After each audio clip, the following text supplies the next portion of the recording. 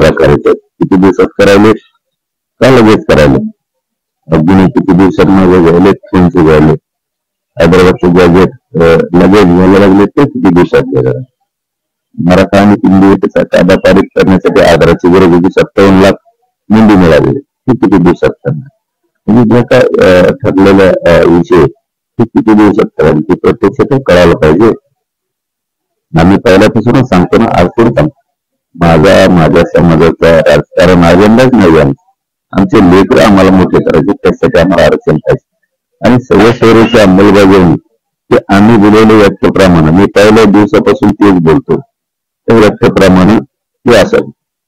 सगळ्या शहराची अंमलबजावणी होताना आम्ही जी दिवशी वाशीमध्ये अधिसूचना काढली त्या दिवशी आम्ही सांगितलं होतं की आम्ही दिलेल्या व्याख्येप्रमाणेच त्या अगोदरही तेच सांगितलं होतं आणि त्या पद्धतीने ती असावी, एवढंच आमचं म्हणणं. बाकी काय आमचं बाकी काय म्हणणं, आमचं काय अर्थ नाही. ते सांगावं स्पष्टपणाने उपोषण होईल नसते, पण ते सांगितल्याशिवाय कसं किती दिवसात करायले तर लगेच करायले हे अनेक प्रश्न त्याचा. आम्ही तर तेच मागतोय द्या म्हणून, बाकी काय म्हणणं. जगदीश सोरेंच्या संदर्भात जो एक नोटिफिकेशन काढलेला आहे त्यावर कारवाई सुरू आहे आणि लवकरच यावर निर्णय घेतला जाईल. आणि सोबतच ओबीसी समाजावर कुठलाही अन्याय होणार नाही, त्या नेत्यांशी चर्चा करून सकारात्मक पाऊल टाकलं जाईल असं ते म्हणाले. ओबीसी नेते समजूनच घेत नाही, सगळ्यात मुळात नाही. ओबीसीला धक्काच लागत नाही किंवा ओबीसीचा काही संबंध याच्याशी येत नाही, कारण मराठा हाच कुणबी आहे, कुणबी हाच मराठा आहे. तुझे ते आडेवेडे घेतात आणि जाणून बुजून तेल निर्माण राज्यात करायला लागले. त्यामुळे हे सुद्धा लय महत्वाचं. काही काही तर त्यांना तिकडे प्रसिद्धी मिळत नाही, इथे मिळेल आणि इकडेच कसायचं म्हणजे अंतरावली काय करतात काय त्यांचे गावे जळाले तुम्ही असं म्हणजे काही ऐकायला ते नवीनच, जिकडे मराठी करते तिकडेच त्यांना करायचं असं नसतं. म्हणजे काय त्याला काय म्हणतात मग समजा तुम्हाला इथे करायचं म्हणलं त्याचा अर्थ काय होतो? जातीय तेढ नाही होत का? मुद्दाम तुम्हाला जातीय तेढ निर्माण करायचा आणि नावा माझा होता जातीवाद होत नाही आणि तुम्ही म्हणणार इथे बसणार आम्ही तिथे बसणार आम्ही, मग याला काय म्हणतो? कानून जातीवादच म्हणतात ना.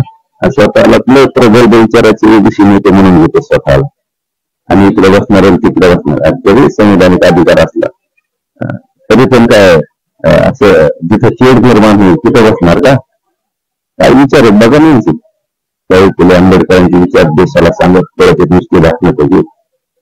काय बघा हे सरकारच जाऊन बघून षडयंत्र सरकारने आणखी काल परवा षडयंत्र केलं सरकारने.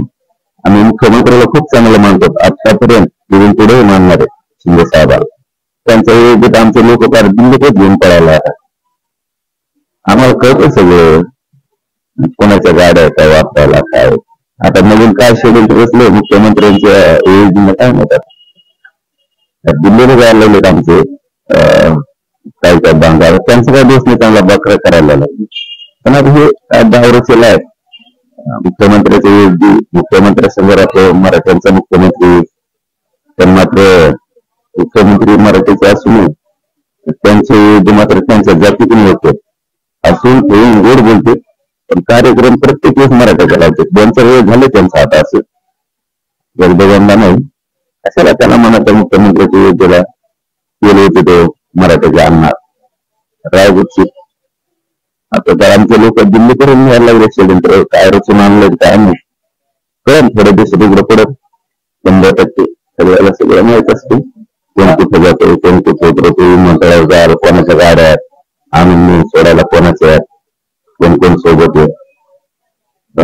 मुख्यमंत्री खूप चांगलं मानतो ना आम्ही. षडयंत्र काय आहे आता उघडं पडेल ना, आता माहित नाही ना, 1 दिवसात येऊन येत आम्हाला ते माहित झालं ना की त्यासाठी सुखी गोष्ट एवढं नाही कोणा पण सरकारच्या सगळ्या संस्था यंत्रणा असून आमच्यासारख्या गोरगरिबाच्या पोराला गरीब माहित होत.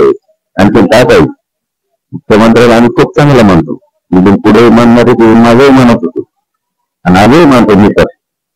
परंतु त्यांचे असे लोकांना घेऊन दिल्लीला आता मुंबई संपले, आता दिल्लीपर्यंत घेऊन चालले.